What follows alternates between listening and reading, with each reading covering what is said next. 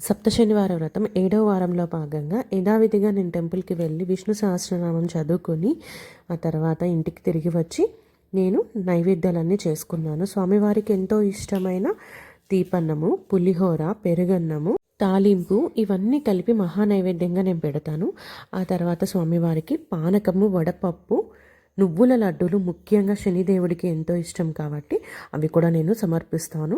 ఇలా నైవేద్యం అన్ని సిద్ధం చేసుకొని స్వామివారి దగ్గర పెట్టుకొని సాయంత్రం వరకు ఫాస్టింగ్ ఉంటూ పూజకన్నీ సిద్ధంగా చేసుకుంటాను. పూజకు కూర్చునే ముందు అన్ని ప్రమిదలు, దీపాలు, ఇంకా పువ్వులు, యజ్ఞోపవీతం, వస్త్రం, అభిషేకానికి సరిపడా నీళ్లు, అభిషేకం చేయడం కొరకు పంచామృత అభిషేకం, పాలు, పెరుగు, నెయ్యి, తేనె, చక్కెర, ఇంకా పండ్లు కూడా వేసి కలుపుకొని రెడీగా పెట్టుకుంటాను.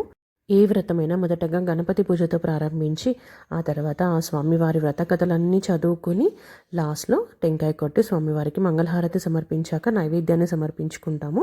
యథావిధిగా ఒక జంటను మేము భోజనానికి పిలిచి వారికి కడుపు నిండా భోజనం పెట్టి వాళ్ళకి తాంబూలాలు సమర్పించుకుంటాము, వారి ఆశీర్వాదం తీసుకుంటాము.